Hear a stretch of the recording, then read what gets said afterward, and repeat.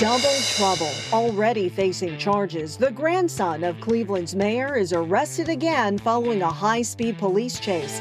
Andrew Horansky on Frank Q. Jackson's run-ins with the law. Mass murder in Indy. Justice will be done. 6 people shot dead, including an unborn baby. Why police believe it was a targeted killing. Right place, right time. The extraordinary actions of neighbors and police who rescued 2 elderly residents from their burning West Side home. And frozen harvest. Only a few regions in the entire world can make ice wine. And that is why we really, truly feel we need to make it a celebration every year. It's ice wine season in Ohio's vineyards. Why timing is everything for this winter treasure. From the WKYC studios, this is What's Next. Good Sunday evening to you. Thank you so much for being with us now at 11 for What's Next. I'm Andrew Horansky. And I'm Lena Lai. Happening within the last hour, the stage is set for Super Bowl 55. The Buccaneers and Chiefs will play in Tampa on February 7th. Nick has it all coming up in sports. That's right, but first we are wrapping up the last full week of the month. Keeping an eye on a wintry system. A band of snow made its way across parts of the region earlier today. All is calm right now from our CSU cam, but we are not done yet. Meteorologist Matt Wins joins us live now from his home with what is headed our way. So, Matt, lay it on us. Well, hi there, Drew. We've got a winter storm that's heading our way, but I really don't think in terms of winter storm scales that this is going to be that big of a deal. It's going to be something that Northeast Ohio can certainly handle. So I want to talk about the timeline of this because really we're going to have some tricky travel in a small window, but if you are out and about, then we could get slick. Tonight, though, yeah, we're still dealing with some lingering snow showers, especially down in Stark County right now. There is some freezing drizzle that was passing through Mansfield and Ashland earlier. We may see a little bit more of that, so there may be a little bit of slick travel out there tonight, tomorrow morning, waking up. But look at the calm that sets in tomorrow morning. We may even see some sun peaks to start our Monday morning. How about that? But then things change. This is a very vigorous system, went through the Baja, California. Now it's coming on out Four Corners region. Look at the flow of moisture coming out of the Gulf of Mexico as the storm starts to get organized. Area low pressure coming out of the Four Corners region. This will head right towards the Ohio Valley, and where that track goes is going to determine exactly what you get out of this system. On the northern end, this is where the very heavy snow will be. They're talking perhaps 1 to 2 feet, areas of Iowa. But you notice with that track, a lot of that snow is going to be just off towards our north. So the big picture, look at this. We're going to have lots of thunderstorm activity overnight tonight, tomorrow morning. This is Monday at 1 o'clock. We're still dry with this first wave passing down towards the south. It's Monday afternoon and evening that we'll watch this next wave come in. And with temperatures that are cold, with warmer air and moisture coming in, we've got not just some snow that will develop, but a wintry mix of freezing rain and sleet. Monday night, Tuesday morning. On the backside of this system will start to bring in cooler air, so we'll transition more towards snow on the back end of that as we get towards your Tuesday time frame. In terms of impacts, I think the snow, again, is going to be well off towards the west and off towards our north as well, where the bulk of that snow will fall. For us, we fall somewhere in between, Lena. Coming up in that forecast, what we'll talk about is not just your impacts, but we'll give it a local timeline, and it's a very active pattern. We're not done after this. We've got a couple more storms to watch thereafter. We'll have all that coming up. Lena? All right. Thanks, Matt. We'll see you again in a bit for your full forecast. Drew. It has been a rough weekend for Mayor Frank Jackson's grandson. It began yesterday in court where he answered to a domestic violence charge and ended this morning with a high-speed chase. Mayor Frank Jackson's grandson, Frank Q. Jackson, is no stranger to the law. Just a year ago this month, he was in court on felony charges, accused of brutally beating an 18-year-old woman with a metal truck hitch. The woman admitted she struck him too and that she held onto his leg to keep him from leaving. And in the end, it was all downgraded to a misdemeanor assault to which Jackson pleaded guilty. His grandfather watching in court and saying little as he left. I'm happy for my grandson. Well, he cannot be happy for what happened last week when an arrest warrant was issued for the 24-year-old for striking a woman in the head in December, identified as the mother of Jackson's child. Court records reveal Jackson appeared in court Saturday morning where he entered a not guilty plea, paid a $7,500 bond, and then left, only to be arrested hours later. According to police in Parma, Jackson was pulled over just after midnight over the tint of his vehicle's windows, asked to step out and agreed to a search. But when backup arrived, police say that he pulled away with an officer holding on. That officer let go and wasn't hurt as a chase ensued down I-90 at speeds of more than 100 miles per hour, ending when Jackson got away. Though eventually he did do the right thing, turning himself into police just after 3 in the morning. And there was no comment tonight from City Hall. A spokesperson asked us to reach out to Jackson's attorney. Instead, we did that and did not hear back from them either. We continue to follow developing news in Indianapolis. Police are looking into what they are calling a mass murder. At least 6 people killed, including a pregnant woman and her unborn baby. Police first found a boy with gunshot wounds who was taken to a hospital in critical condition, and then officers found several other victims nearby on the same street. Indy's mayor and the police chief speaking out on the horrific violence. Today, Indianapolis has lost much,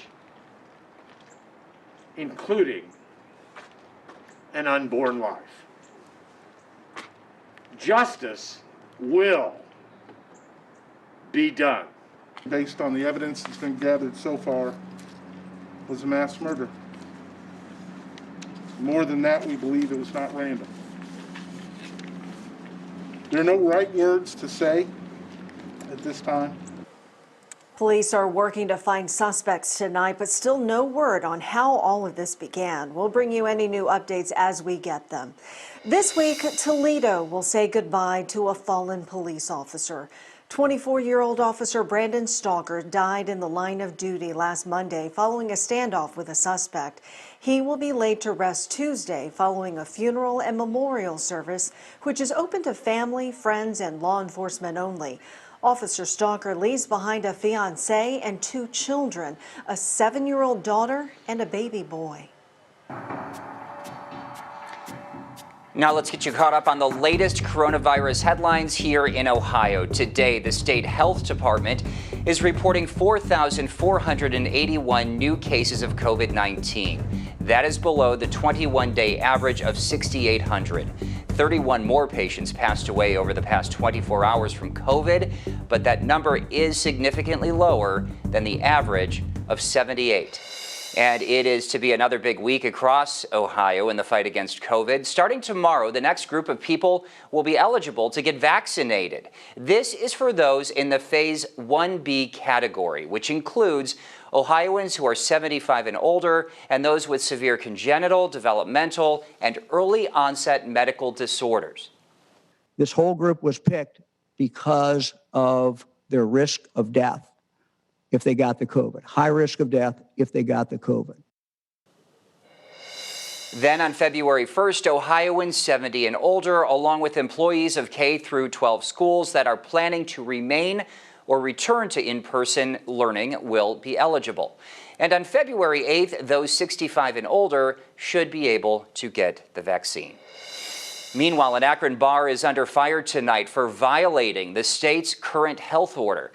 Pegasus Lounge was caught selling alcohol to customers past the statewide 10 p.m. curfew.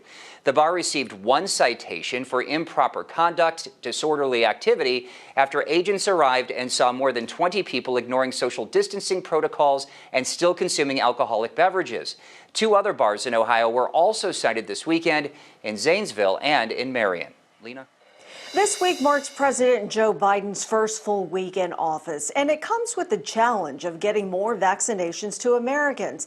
But the week will start with the House sending over an article of impeachment to the Senate for a February trial against former President Trump. In a race against time and supply, thousands of people lined up at the Charlotte Motor Speedway to get their COVID-19 vaccines. Across the country, the shots are quickly running out. The Biden administration is hoping to administer 100 million vaccines in 100 days. We need more vaccine. We need more vaccinators. We need more vaccination sites. The White House says President Biden Monday will bar travel from South Africa and reinstate travel bans for non-citizens who've gone to the UK, Ireland, Brazil, and much of Europe to stop the spread of new and possibly deadlier strains of the virus. What we will do and are doing already is making preparations for the possibility that down the pike, down the line, we may need to modify and upgrade the vaccines. Meanwhile, Democrat lawmakers are confident that they can pass President Biden's $1.9 trillion COVID-19 relief package despite Republican opposition. We need the funding to get that vaccine distribution out there. We got to stop messing around and get our economy going again. And as the pandemic's death toll is expected to hit 500,000 next month, Congress also faces former President Trump's Senate impeachment trial. At least 17 Republicans are needed to convict him. I believe that what is being alleged and what we saw, which is incitement to insurrection, is an impeachable offense. If not, what is? And House leaders will send the article of impeachment to the Senate tomorrow. The trial is set to start the week of February 8th. Drew? Next at 11, let's head out to the vineyards, a look at the grapes harvested today to make local annual ice wine when we return. What's Next is sponsored by the Calvetta Brothers Floor Show. It's time to fall in love again with your home. Tonight, two elderly residents have neighbors and police to thank for rescuing them from their burning West Side home. Last night around 11, a fire broke out at the home on West 47th Street in Cleveland. A state trooper saw the smoke while on patrol and led two Cleveland officers to the scene as they waited for firefighters to arrive. We're told neighbors helped to get the two elderly residents out safely. One of them was on fire and a neighbor smothered the flames on the lawn. Both residents were taken to Metro Health Medical Center for severe burns. No word yet on their conditions tonight. Well, it's not every day you hear a story like this. Tonight there is new video out of Texas of a truck full of bees that flipped over. The accident on a San Antonio highway had first responders taking extra precautions during the cleanup. A bee removal business was carrying the thousands of honeybees when the truck flipped over while trying to take a sharp curve. No one was hurt, but as you can see, the swarm of angry bees got away as the highway was being cleared. Oh my goodness, Drew. Wowzers, they escaped. Well, of course, Lena, when you think of bees, you probably think of that sweet, sweet honey. But right now, we're talking about a different kind of sweetness, ice wine. Today, Grand River Cellars began picking grapes to make the popular winter drink, and meteorologist Matt Standridge gives you a look at how it's all done. It's been cold, it's been snowy, but last night we got well into the teens, which makes it perfect to take these grapes that have been harvested. Now we press them to make ice wine. It's an annual tradition in Geneva, harvesting ice wine. The vineyard waits until the coldest nights of the year to pick the grapes at their sweetest. When temperatures dip below 18 degrees for 6 hours, the grapes are good to go. Our 3 News drone captured the rows of grapes early Sunday morning, and weather plays a large role in harvesting a good crop. Only a few areas in the world can successfully make good ice wine, us included. Only a few regions in the entire world can make ice wine. And that is why we really, truly feel we need to make it a celebration every year. So how does it all work? Well, the water inside the grape freezes, but the sugars remain, allowing the grape juice to become even more concentrated. Oh, and all of the grapes are picked by hand. We found it's really been more economical to use a very tight-fitting net.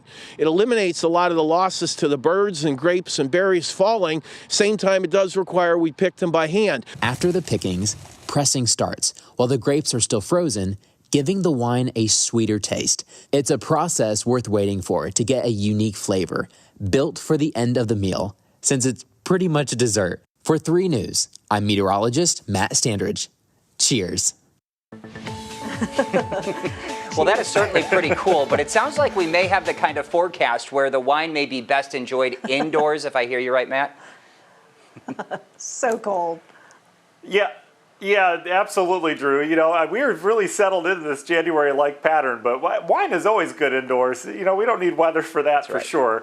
But guys, I'll tell you, things are going to get a little tricky around here as we get into our Tuesday morning. It's really tomorrow night and Tuesday morning, about 24 hours from now, that we have to watch this system as it breezes in. So we'll start with the near term. We'll spend maybe 15 seconds on this, and then we'll move on. Tonight, quiet night. You can see, yeah, some breaks for the moon tonight. And then we go back to the clouds tomorrow morning. It will be cold, temperatures in the 20s. Your out the door forecast tomorrow morning. We're talking mostly cloudy skies early. It's the evening that we start to watch for some wintry mix developing. Temperatures will be right around that freezing mark, probably 33, 34 or so. We did have a little bit of snow work through the area tonight after today's snow that put down 1 to 3 inches out areas of Lake and Ashtabula County over the wineries there. We do have a little freezing drizzle not showing up on radar when you have low level moisture that's trapped and it's cold. It can't produce snowflakes. It doesn't rise high enough, so you tend to get some lingering freezing drizzle. So keep an eye out for some slick spots tomorrow morning. I don't think it'll be too big of a deal. We dry out for a good period tomorrow, and then we turn towards this system. This is a very big area of low pressure that is just pumping moisture out of the Gulf of Mexico now. This brought 7 feet of snow to areas of Southern California. They need it out there. Maybe not 7 feet, but you can see the track heading right towards my face there, or also where Ohio is here in the wind basement. You can see on the northern end of this, that's where the heavy snow will fall. That'll be the sweet spot. We are not going to be in that. We're in kind of the messy zone. And what's the messy zone do in terms of a timeline? Well, tomorrow morning, as I mentioned, we're fine. Tomorrow evening, that's when we start to bring a little bit of wintry mix in here. It's really tomorrow night that we have a mix of freezing rain, some sleet, even some snow. So that Tuesday morning commute, that's the only time I think we really have to worry about this system. And then as we go throughout your Tuesday, we'll start to wrap this system up with some colder air on the backside. So let's take you hour by hour with that National Design Mart forecast on the local level. You can see the clouds, maybe some breaks tomorrow morning. Temperatures on the chilly side though. Here we go, 3 o'clock.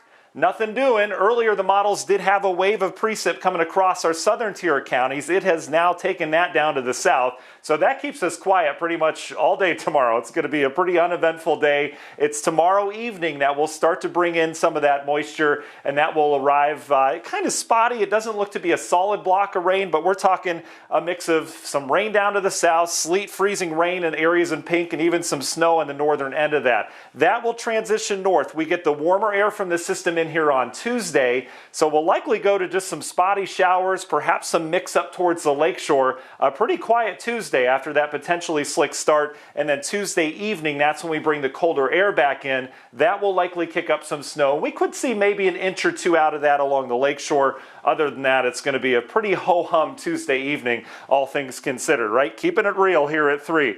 The forecast snowfall looks like this. Not a whole lot, right? Models have really come down with us. Again, most of that is Tuesday evening. In terms of ice, that's the only concern that I have, and that arrives Monday night, and then Tuesday morning you're waking up. These are just a glaze amounts. These aren't real big amounts of freezing rain, but again, any untreated surface Tuesday morning I think is going to be on the slick side, so keep that in mind. Snowfall, I showed the bulk of it's out towards the west, 10 to 18 inches, areas of Iowa. Chicago are going to get hit from this, but not us.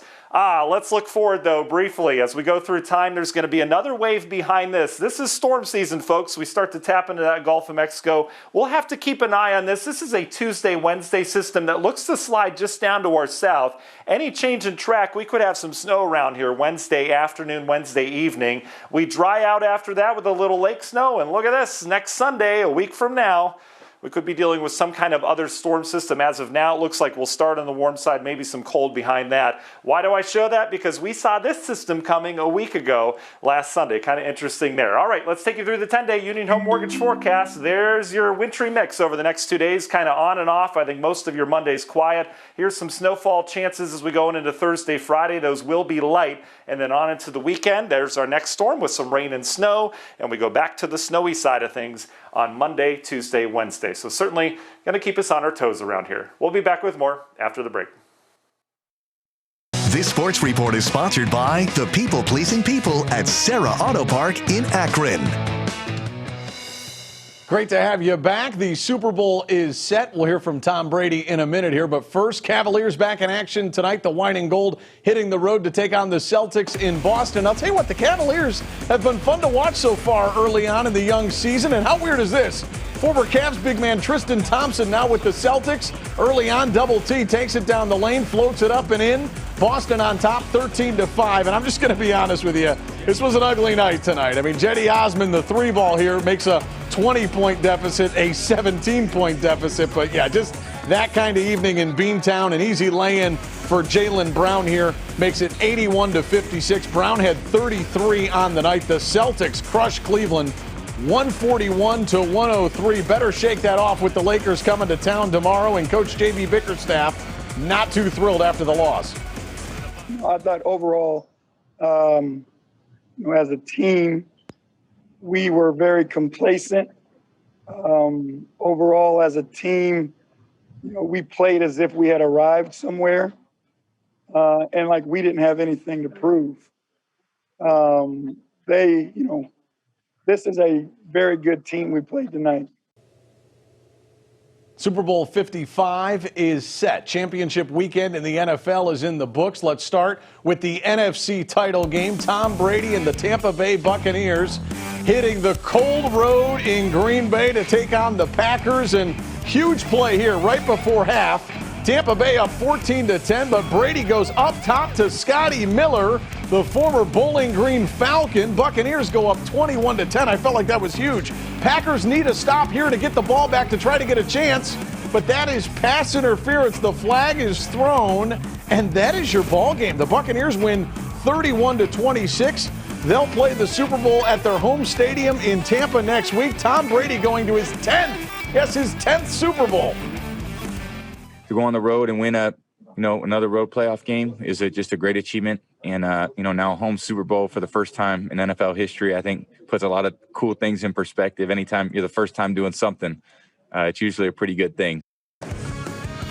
To the AFC, Patrick Mahomes and the Kansas City Chiefs hosting the Bills. How about Buffalo up early 9-0? But here comes KC. You know what they do. Mahomes to Mecole Hardman. That gets the Chiefs on the board. Then they get rolling. Your final, the Chiefs 38, the Bills 24. KC heading back to the Super Bowl. That'll be a fun one. Hey, how about this? Former Browns general manager John Dorsey has a new job. Dorsey hired by the Detroit Lions as a senior personnel executive. And you know what? That Lions roster needs talent. He's shown he can find talent with his jobs with the Browns and the Chiefs. And don't forget, sports tonight coming up right after us. We'll have plenty on the Cavaliers. We'll talk Super Bowl, and we'll even talk some Browns football. Can't wait for that. And Lena, I do want to mention I did hit the Chiefs prediction right because you called me out after the, at 6 o'clock with the awful Packers pick.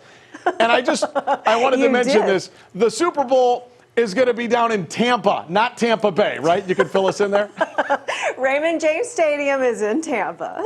That is correct. I can't believe they're hosting it, too. What are the chances? Thanks so much, Nick. Yeah, we'll be back.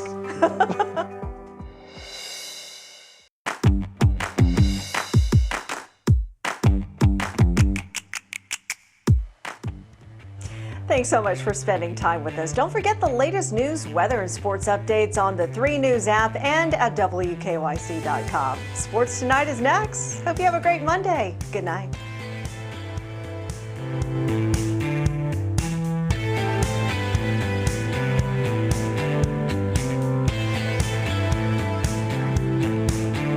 Thank you for spending the evening with 3 News. Watch us live wherever you are, on our website, on our apps, and on YouTube, Hulu, or Roku. Wherever life takes you, 3 News is there.